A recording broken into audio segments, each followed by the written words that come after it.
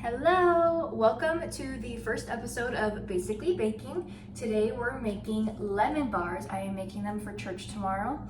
New recipe, so I'm excited to try this. So we're gonna start with the crust. We need flour, powdered sugar, butter, and salt.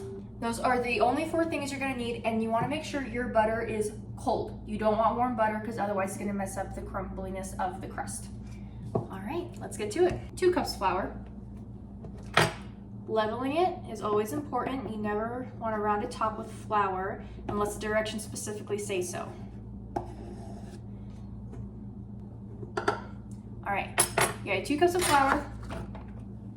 You want to leave that out because we're going to use that for the filling in just a minute after we're done making the crust.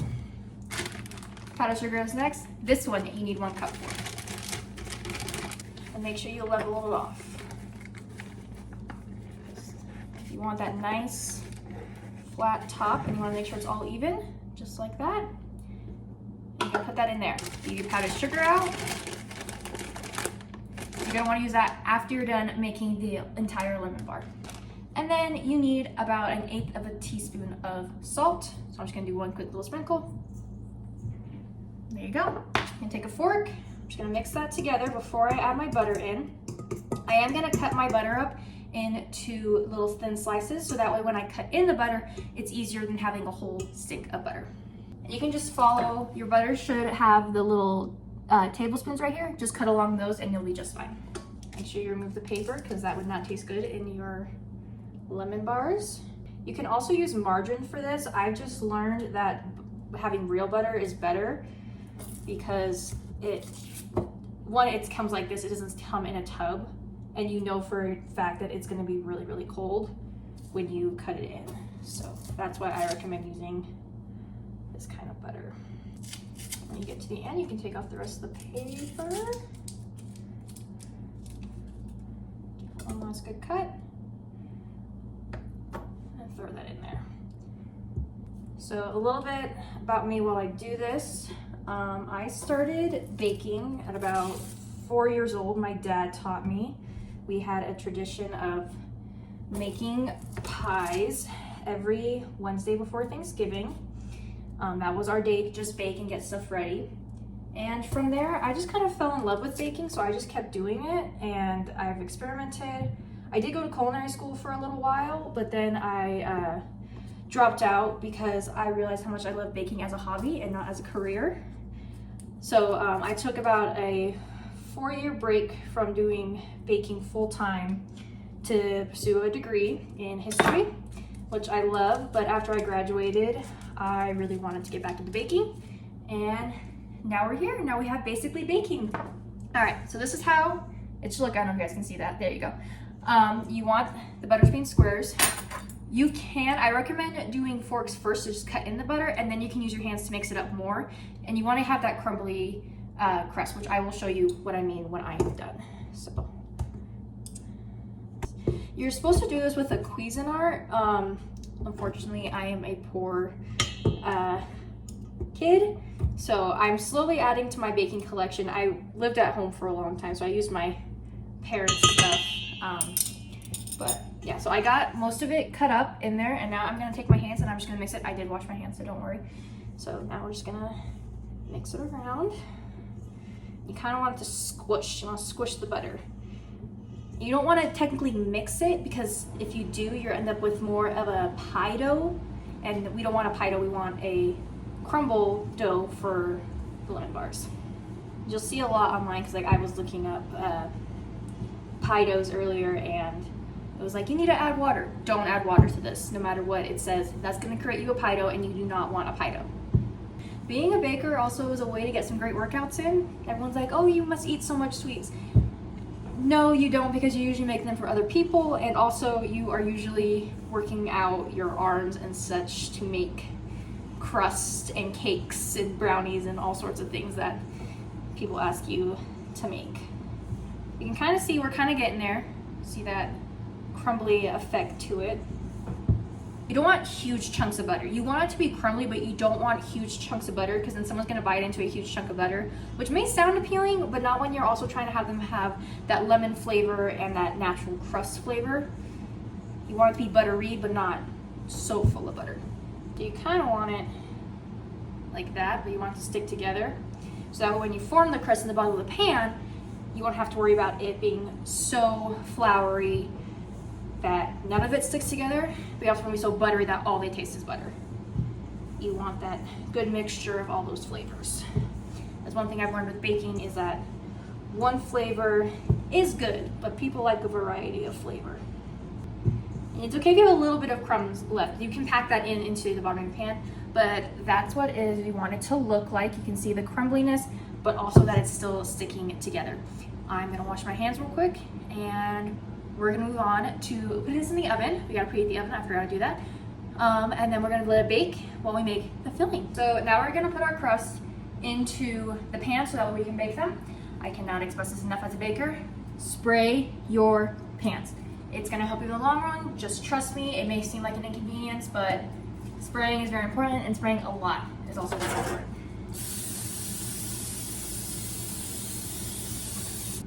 And the hard thing with this crust too is you have to make sure it's even. It's not like you can roll it out with a rolling pin, which, you know, would be very nice, but you want this crumbly crust. So that means no rolling it out, and you have to smush it down with your hand. Just a flat palm, just like that. And just smush it down into the pan evenly. Just keep grabbing more until you get an even surface. And that's what you want. You want it to be even so that way some parts aren't more baked or less baked than the others, because that would just make it kind of gross. You bite into one part and it's, you know, oh, this is so good, and then the part's like, this is barely cooked. What is happening? Because I have done that before when I was in my early baking years, when I was like, what the heck did I do wrong? I love lemon bars. This is my roommate's idea because she is teaching a lesson tomorrow, and she's been craving lemon bars, so I volunteered to make some. So my dad says I'm like the unofficial baker of my church, which is kind of funny, but honestly, I'll take it. I'll take baking any day. All right, so there's one pan. That's how you want it to look. Yes, it may be bumpy and stuff. That's because the palm of your hand is bumpy. So that's how it's gonna look. We have more for a second pan. Woo, let's start our next pan. You wanna put them in the oven at the same time. You don't wanna put them in separately, because then again, one's gonna cook more and you're not gonna know when both are done. So, again, spray. Spread it out. This one might be a little thinner than the other one, which can also be a problem. But as long as you keep an eye on it, you should be okay. That's another thing with baking. One thing I learned pretty young was whenever it says like 15 to 20 minutes, always bake it for 15. And then, because you can always cook it more, you can't uncook it. You don't want to see the bottom of the pan. That's another thing. You don't want to see the silver. If you're using a pan like mine, you don't want to see the silver beneath it. If you're using a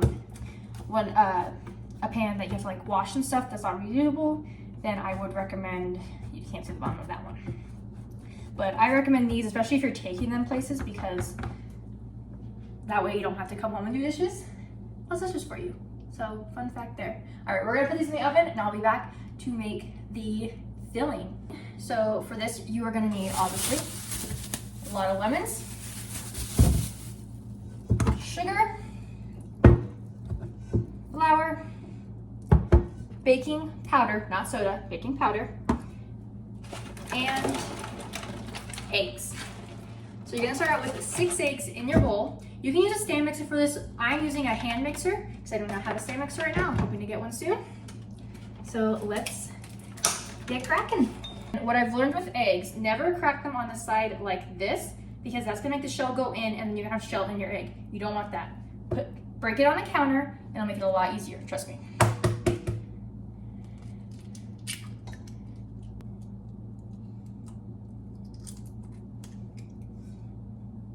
Always check for shell, because you do not want that taste in there. It's gonna taste gross. 2 more to go. This is why buy large batches of eggs because I go through a lot in a short period of time with baking, because a lot of baking recipes require like 6 eggs at some point, especially if you're making a double recipe like I am now with these lemon bars. All right, got the 6 eggs. Always wash your hands when you crack eggs because you don't want that yolk on you. It can make you sick. Now we are going to beat the eggs with our hand mixer. So I'm going to get that all plugged in, set up. And you want it to be a little frothy, which I will explain what that means once I'm done because it's a little hard to explain, at least for me. Always check to make sure they don't fall out. Just put it on low. Don't do it too fast because otherwise it's going to be weird. Start on low. Alright. No egg whites. You don't want any egg whites. And it still has some bubbles in it. I'm actually going to let the camera to show you. That's what you want it to look like. Next, you are going to need your sugar, flour, baking soda, and salt. Sugar, you are going to need 2.5 cups. It may seem like a lot, but if you want your lemon bars to be sweet, trust me, do this. And I also level off with sugar too, even though it's not as thick as flour, but you do want to make sure you get that nice leveled top. All right, there's our 2 cups. Now we get a 1/2 cup. I have this lovely stack of measuring cups. I will say, dry and wet are very different in measuring with baking. So don't use this to like measure oil, water, anything like that. You want to use a liquid measuring cup. These are my liquid measuring cups. Yes, I know they're Disney themed. Everything I own is Disney themed.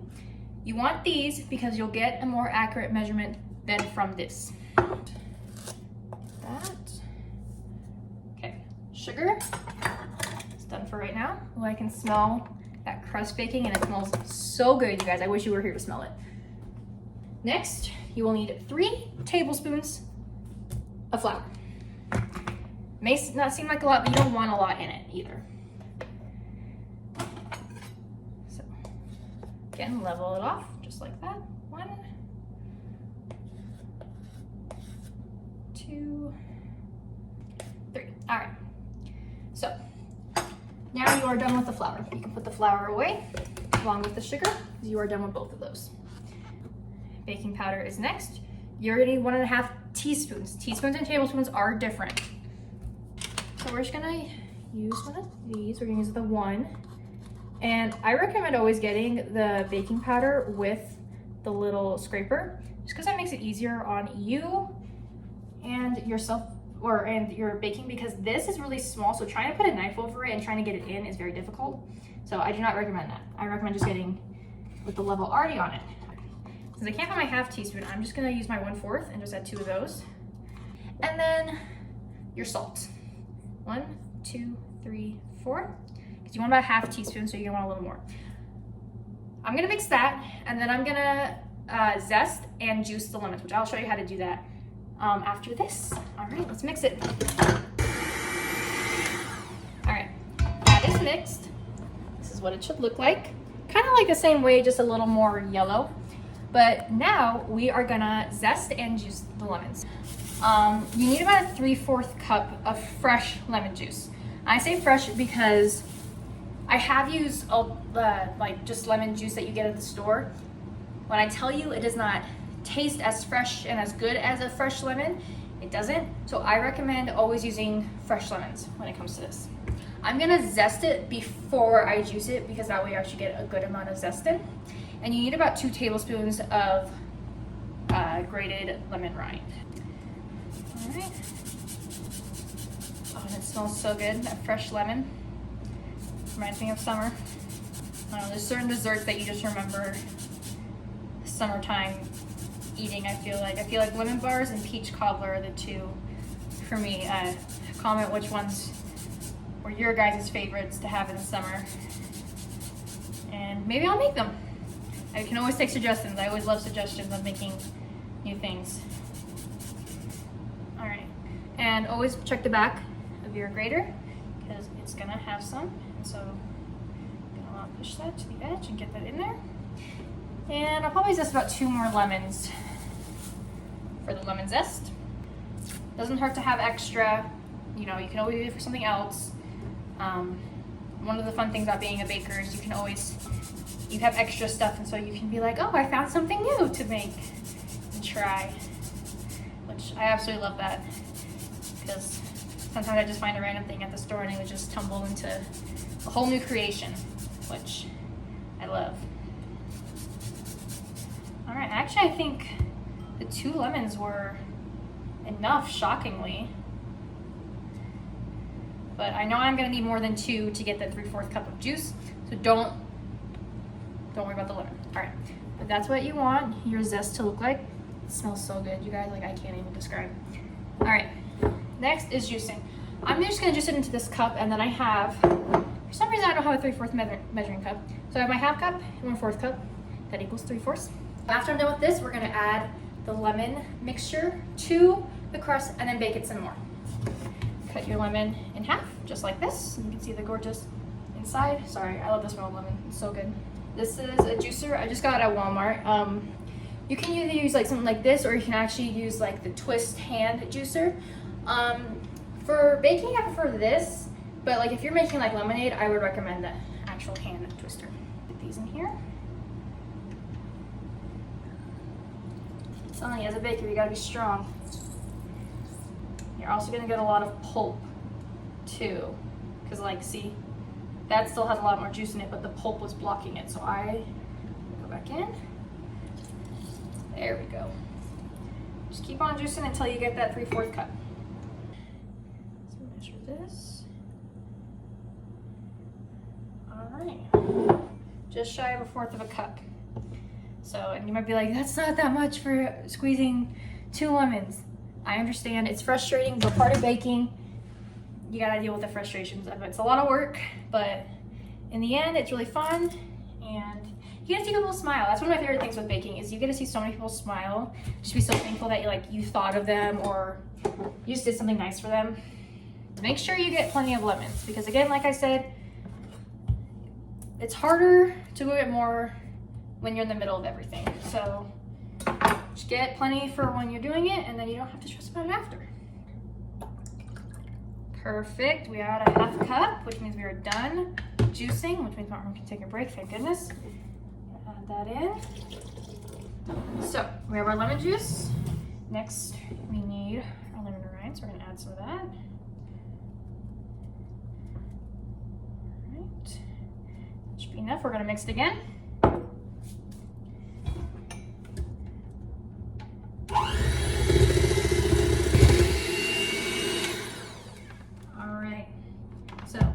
Mixed. It smells amazing. We want it to look like that now. You can see it still has that frothiness to it, which is exactly what we want. And we are gonna pour this over the crust, and then we're gonna bake it for about another 30 minutes. So let's get to it. Just pour that right over your crust. Do you know what a scraper is? Rubber spatula. I call it a scraper just because I use it to scrape down my sides. One of these batches may be a little smaller than the other, and that's okay. Of course, it's not what I wanted, but this is my first time making this recipe, so it is very much an experiment. So don't come at me for it. It's just I'm learning with you guys. So next thing, since I did pour some of the mixture out of this pan, I have to clean up my pan. So I'm trying to wipe that down to make sure it doesn't get gross, because one thing about baking I've learned is presentation is extremely important. And this is what you want it to look like. Look how beautiful those are. Crust underneath looks great. It looks like golden brown, which is exactly what you want. All right, I'm gonna put these in the oven for 30 minutes, so I'll see you back then. All right, they are done. This is what they look like, which of course they're a little more bubbly than I would like, but that's okay, because this is the first time. It's okay to make mistakes. So they are cooled now, so I'm now gonna add the powdered sugar on top and cover it tinfoil, so that way it is ready to go for tomorrow. So I'm gonna grab my sister. I just got this also from Walmart. Very exciting. It's very big. It's very good for when you're sifting big things. What I'm gonna do, my powdered sugar, ready to go. Hold it over so that way you already have some in there. Just want a little bit, you don't want a ton.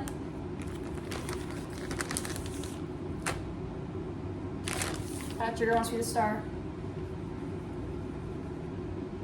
okay to get some on your counter. That's what wipes are for. Baking does get messy, so be prepared for that. Make sure you get all